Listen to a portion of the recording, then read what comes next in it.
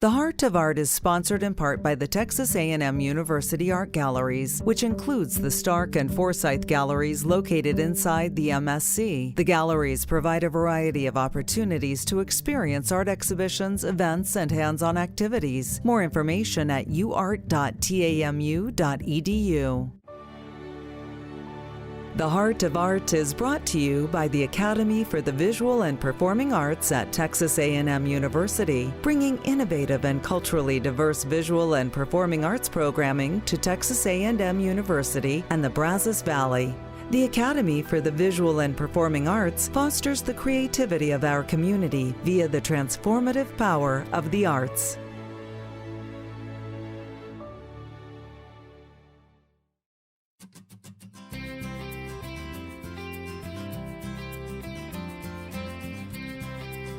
The Heart of Art, scoping the Brazos Valley for the best artists and bringing them to your radio.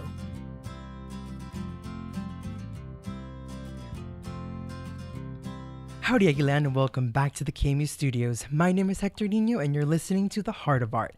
Today in the studios, we have a very special guest. Her name is Dr. Amanda Stronza. She is a professor here at Texas A&M in the Department of Ecology and Conservation. She is an anthropologist and conservationist, as well as a photographer. And she has gone a little viral on her Instagram, where she posts memorials to road-killed animals. And she's also a photographer for Getty Images and has been published on high-profile journals such as Rolling Stone and the Wall Street Journal. So, hi, Dr. Amanda. How are you today? I'm great. Thank you so much for that introduction. And thank you for saying road-killed animals instead of roadkill. I really appreciate that. I'm so honored to be here. Thank you for inviting me. Of course. I mean, you currently have some work displaying right now at the J. Wayne Stark Gallery, and I want to start off with that. The exhibit is called The Toll of Texas Roads, Seeing and Honoring the Beauty, Diversity, and Vulnerability of Snakes and Turtles. And this exhibition is open now until April 7th. And Amanda is actually one of the 3 artists that are featured in this exhibit, along with Dr. Lee Fitzgerald and Rachel Ivanier. I want to start off with this exhibit and why the focus on snakes and turtles? Oh, well, thank you so much for giving attention to our show. We're so honored to have brought it to A&M, and it's the first time that the 3 of us have put something together like this. Awesome. And all 3 of us have a real love and concern for reptiles in general, well, for all animals. And we just acknowledge that Texas has the greatest diversity of reptiles of really any place in the country. Wow. And our hope with the show was to raise awareness of just how rich Texas is with snakes and turtles and other reptiles, but also how vulnerable those reptilian neighbors of ours are, partly because of our infrastructure in Texas. We are just a state of roads. We love our cars. I am one of them. We drive all over in Texas. Yeah, we need them. Yep. And the problem with that is that snakes and turtles are especially vulnerable on roads. They, I think we know that about turtles without even paying attention. How many of us have seen a turtle slowly ambling across a road and just knowing as you drive by that he's not going to make it, or right. It's unlikely that he will just because of they're so slow. But snakes are really vulnerable too because they need to cross roads as well. Sometimes they bask on roads because they find warmth there. Right. But the sad reality too is that many drivers swerve out of their way to hit turtles and snakes rather than try to avoid them. There's just a general fear and a dislike of snakes and turtles, maybe more so for snakes. And so the 3 of us, Rachel and Lee and I, have an extra love for snakes and turtles, and we all have different ways of thinking about them and how they're vulnerable on our roads in Texas. And so we had the idea to come together and create this exhibition. I mean, I love that there's a group of people advocating for these underrepresented animals. But yeah, I was actually at the opening reception of this exhibit, and it was beautiful to take in how fragile snakes are. There was even like a skeleton on the floor, and I I didn't know how vulnerable the skeleton Yeah. was. I mean, really, it's just the rib cage and there's nothing in the bottom. That's right. Yeah, so I mean, a car running it over would definitely completely end its life. There's no way. Yeah, they don't have a chance. Yeah. And I think, our understanding, the sort of popular understanding or the lore around snakes is how dangerous they are, right? How dangerous to humans. And we wanted to turn that around a little bit and help people understand how dangerous we as humans are to snakes by our cars, and to just give a little more consideration as we drive and sensitivity to who is using the roads with us. Right. And can we just be more aware and certainly not swerve to hit them, and ideally not hit them at all just because we're paying more attention.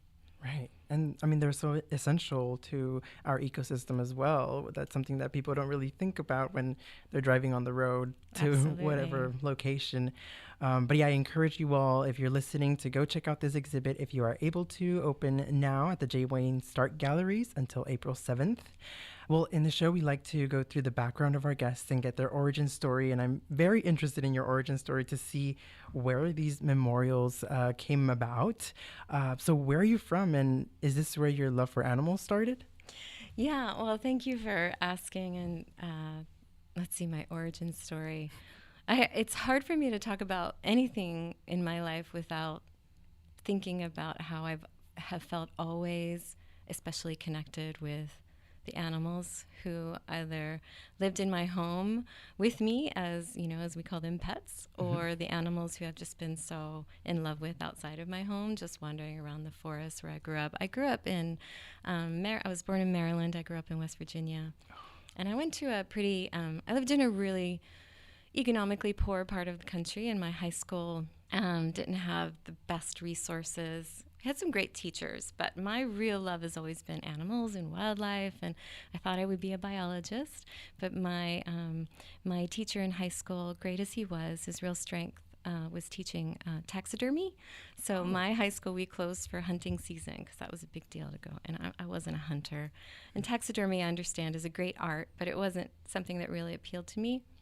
But I did have a wonderful social science teacher who lit a spark in me about anthropology and political science and all the social sciences. But I thought, if I love wildlife, I guess I'm just relegated to be a social scientist. I guess I'm never going to be able to work in that field. Right. But what I've really developed with my career is a focus on wildlife by understanding how humans relate to wildlife. And in so many cases in conservation, that's the real puzzle, the real conundrum, is how and why do people care about certain species as they do? Under what conditions are we more likely to go out of our way to protect populations of animals? Why do we have disdain for other animals? And what drives all that? Is it economic incentives? Is it education? Is it religion? Is it the family we grew up in? Is it the pet we had? What shapes that? And so that's what I do in my career as an environmental anthropologist. I study and seek to support. Well, I study human-wildlife interactions, and I seek to support people who live close to wild animals. What kinds of support do they need? The animal memorials are a bit tangential, but also very much related to my work. Oh, yeah. Because it certainly relates to how humans relate to other animals. But how it came, you mentioned that I have this, I'm hesitant to say a big following because it just makes me sound really conceited. I have a following on social media. 50,000 followers is a good amount. I just everybody hates an influencer, right? So, I don't love to emphasize that as grateful as I am to have that platform, because it gives me a chance to write about things that are meaningful to me and to get us thinking, hopefully, about how we live with the neighbors among us, the non-human beings who live in our communities, who we are so often insensitive to or even blind to. So, again, to the animal memorials. For years, I have had the practice of stopping when I see like a dead squirrel on the road or any animal who's in relatively good condition that I can take him off the road. Right. And I was really inspired by the author Barry Lopez, an author and naturalist Barry Lopez, who wrote about that in his book, Apologia. And he wrote about driving across North America. It's a small book among Barry Lopez's incredible books. But he writes in the most poetic and profound ways of how he felt when he saw a raccoon killed on the road. And he had a practice as well of stopping and taking him off the road because it seems so disrespectful to just leave them there and let the traffic keep driving by. It's like a kind of disregard, like treating an animal like they're nothing, like roadkill, as it were, like an object or like trash. Right. And so he really inspired me. And so I'd just always done that, and it was natural for me to do. And I typically would just cover him with branches. And then there was a time about 4 years ago, maybe 5 years ago now, I was walking on a trail in downtown Austin, and I came upon a squirrel who had been killed on the trail. It wasn't even on the road. It was a hike and bike trail. And people were just streaming past the squirrel. They were, pushing strollers, jogging, walking their dogs, chatting with their friends, just totally disregarding the squirrel that was right there in front of them. They had to step over him, but also at the same time not paying attention.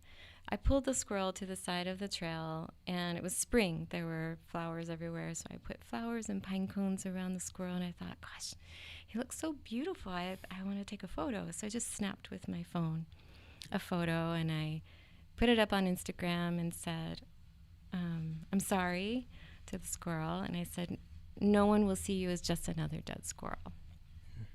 And that photo got a lot of attention, but I didn't have that many followers. I typically shared photos from my work in the Amazon or in Africa, lots of elephant photos of my dog. I'm live animals.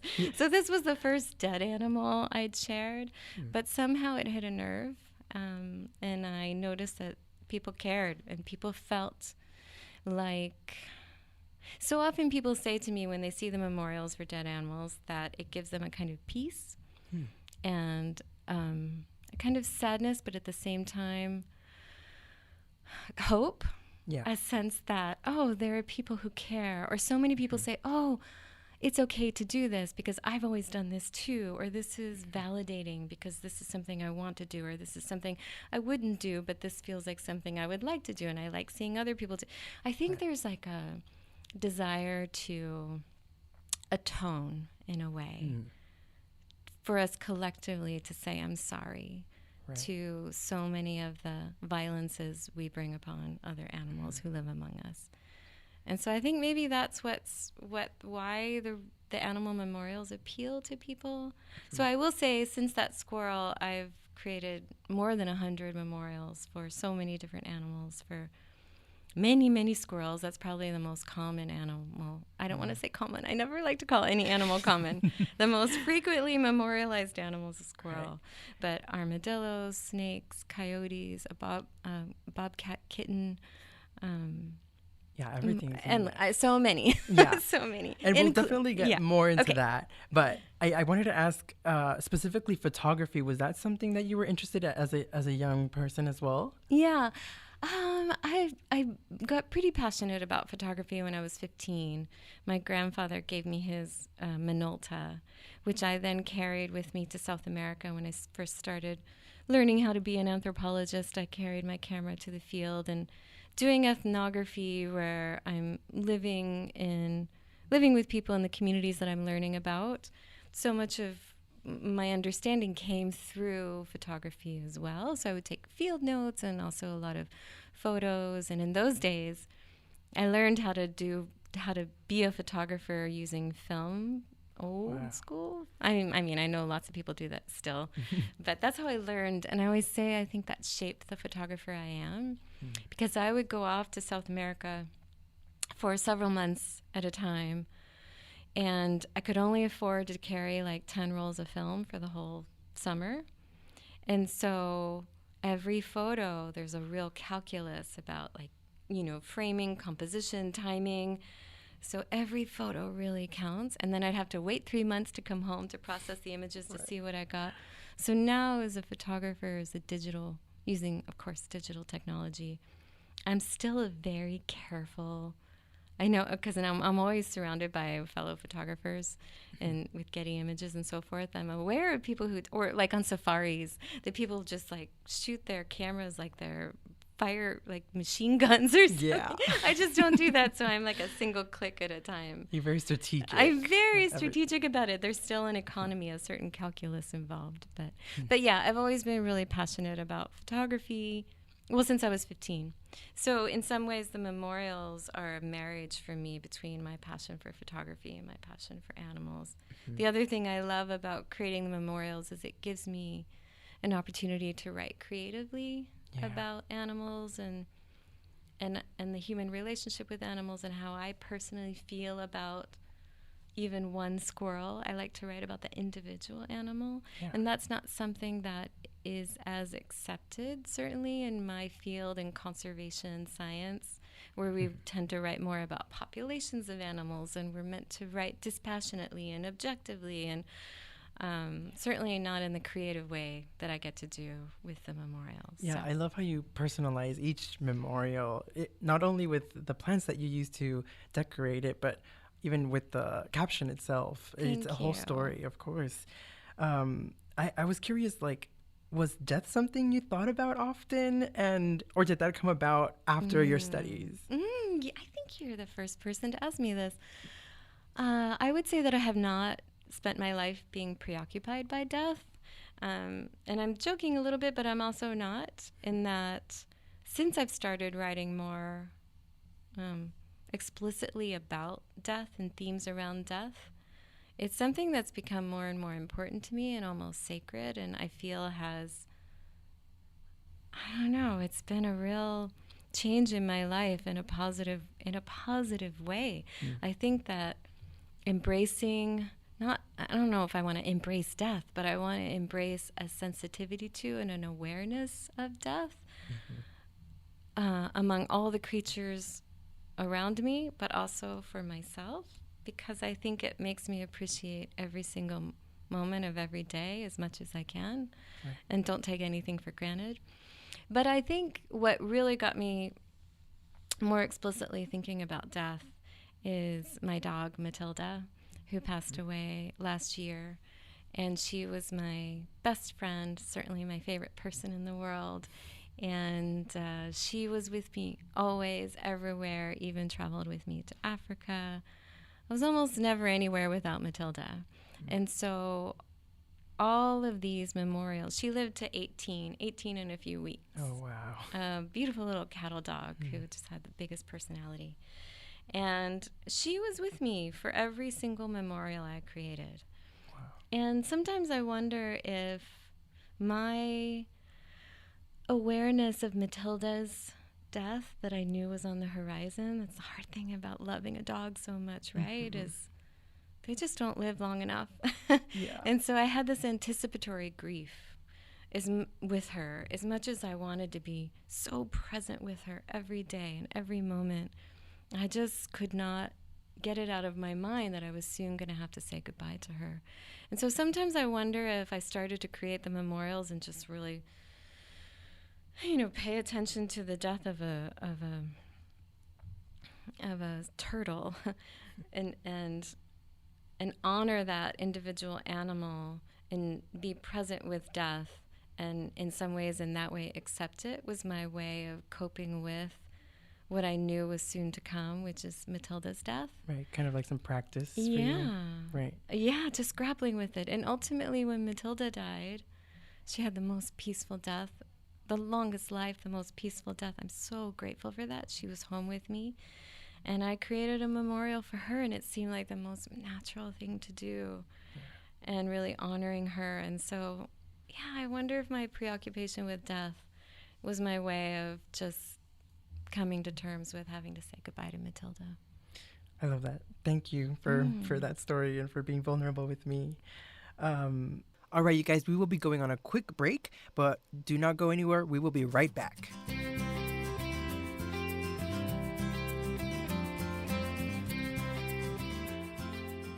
Support for KAMU is provided by the Academy for the Visual and Performing Arts, presenting an original site-specific performance by the duo Salyer and Shag, Andy and Kate's Garden Party. The Garden Party will invite participants to immerse themselves in altered environments and expand their perceptions of the situational ecological context in which they find themselves. Thursday, March 28th in the Leach Teaching Gardens on the Texas A&M University campus. More information at academyarts.tamu.edu. Okay, well, I want to go into the memorials now, more specifically. How do you choose the plants that you use to decorate these memorials? Oh, I love talking about this because as much as I admonish people who are blind to animals, like how can you not know the difference between a great blue heron and a mockingbird? I mean, there are people out there who don't know the difference. Blows my mind. But I am that way with plants. I am plant blind. The worst. I just don't know any species, even in my backyard. I'm trying to be better about that. But a gift that creating the memorials has given me is a greater awareness of plant life all over, everywhere, even in the dead of winter on the side of a highway. When I take an opossum or a rabbit into the median, I think, gosh, there's nothing here. There's nothing beautiful here to honor this animal or to circle this animal. And then I start looking more closely and I see a million beautiful things. There's seed pods and weeds and dead leaves and then of course in the spring there's just such an incredible proliferation of flowers. I mean, the bluebonnets obviously, but a million other species. And so a gift to me that the animal memorials have given me is just this greater awareness of all the diversity of plants everywhere. Now, I still don't know the species. I don't know the names. Maybe I'll get there. But in terms to your question of how I pick them, I just look for whatever is around. And there's always something. I think that's what's just astonished me. There's always so much beauty, even in the middle of winter on the most desolate highway. There's beauty. I mean, yeah, you use such beautiful colors and the way they blend together is masterful. But I love that they're surrounded by plants that they were surrounded by as well, like they're native plants. Yes. Thank you for saying that too, because it just gives me some peace to feel like they are laying to rest. I'm laying them to rest, giving them I feel like I'm tending to them in a way, taking them off the asphalt and finding a quieter place where their body can rest. And then it's also a kind of offering to the vultures and the coyotes and the opossums and the foxes and the others who are carrion eaters and can come more safely than to the highway, to that animal and gain some sustenance. And keep that cycle going. Yes. Right. Yes. People often ask me if I bury them. And I would never have time because it's really just on the side of the road. But two, it's really, I mean it to be a kind of offering for the vultures as much as an honoring of the animal that I'm memorializing. Right. I mean, I love that they look like they're sleeping on like a bed, and you even like cover the bad injuries so that they don't appear in the photograph. Yeah. It just makes it much more even peaceful, and it looks like they're still alive even. Yeah. Oh, thank you for seeing that. One of the reasons I'm careful when I talk about this, because on the one hand, I'm asking us to somehow become more comfortable with death. And I'm asking us to, can we see and acknowledge the animals that are lying dead on the side of the road instead of just driving by and ignoring them like objects? Right. Face the reality. And face the reality. But on the other hand, I'm covering death in a way. I very strategically cover wounds if their bones are broken in a way that they look distorted. If rigor mortis is not kicked in, then I try to arrange their bodies so that they look the way they did when they were alive. And my purpose in doing that is not to hide death or the violence of how they died, but I want to invite viewers to look. And I think if I were to leave the blood and the gore, the violence, that people will just not feel comfortable looking. And so my purpose is to ask us to look, and not only look, but look closely. And so I want to make it beautiful in that way. I think death can be beautiful in lots of different ways. Everything, their beauty is defined in so many different ways. So I don't mean to say that beauty has to be flowers, Right. but that's a kind of beauty that I'm creating, and in that way, inviting people to look and not be afraid to look. Right. And I think an example of this is actually in your exhibit, The Toll of Texas Roads. There was one of the turtles, and you can see the cracks in the shell, still with some plants on them, but you face it. You face the reality, right. and I think that's the important part for people to do. Yeah, thank you. How do you transport the road-killed animals? So people often ask me what are you doing, Amanda, handling dead animals? That's not good. I never handle them with my bare hands. I don't use gloves, but I carry in my car a big stack of old towels and blankets. And I have found that to be the easiest way to lift an animal from the road. I just sort of kind of pick them up with a towel. And then even if I'm moving their body in any way, I just use the edges of the towel. I never really handle the bodies with my bare hands at all. Okay. Sometimes I have to, if it's like a coyote or a deer or an animal that I literally cannot lift, and too many dogs, I've stopped for too many stray or lost dogs, I just have to pull them by the leg or the tail. Sometimes I feel like, I hate doing it, but I'd rather do that than leave them on the asphalt. Right. So. So, I mean, I know your images definitely have like a call to action to them. What can people do to change those habits that might lead to them dying? Well, so many people ask me, how do you do this, Amanda? And I often say, maybe best that we don't all do that. It's, I'm so careful not to cause an accident either for myself or imperil other drivers. Right. And I don't, it's usually not safe to stop. Most people don't have time. It's kind of elaborate to do this whole thing. So I guess what I'm asking people to do is to acknowledge road-killed animals as beings and to see them. The phrase I use after every memorial that I share is see them all. It's actually in our exhibit as well, because I think that we have been too conditioned to look away, to not even see. And there's a human exceptionalism to that. I often say, if there were dead human bodies strewn all over our roads, the way the armadillos and the raccoons and the squirrels are, we would be traumatized. And instead, we've just been conditioned to not even notice, much less feel anything. So what I ask people is, can you first pay more attention, be as sensitive as you can as a driver to who's living among us, not just when you're driving, but always who's living among us. So often we don't see until they're dead, and then they're on the road.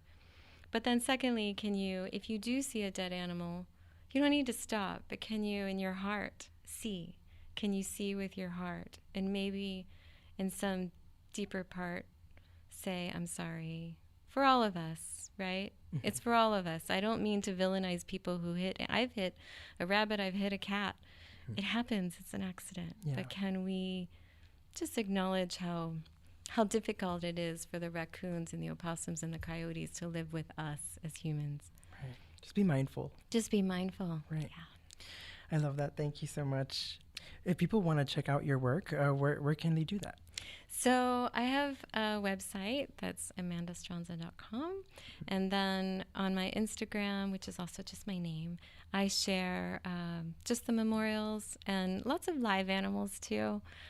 Stories of Matilda, my beloved puppy dog. And then I also have a new love in my life. Her name is Petunia. Oh. She's my new adopted dog. And so she's there too. So I guess the Instagram and just my website. Awesome. Well, thank you again for stopping by and talking to us about your memorials, about your origin story. I think a lot of people are going to be moved by it. Thank you. Thank you so much. I really appreciate your really sensitive question.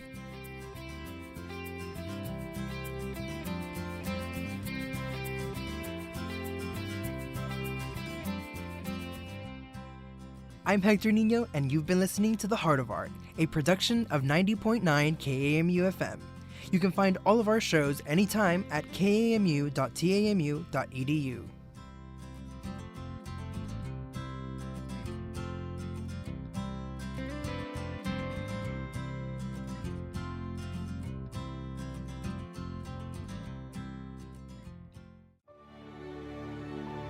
The Heart of Art is brought to you by the Academy for the Visual and Performing Arts at Texas A&M University, bringing innovative and culturally diverse visual and performing arts programming to Texas A&M University and the Brazos Valley. The Academy for the Visual and Performing Arts fosters the creativity of our community via the transformative power of the arts.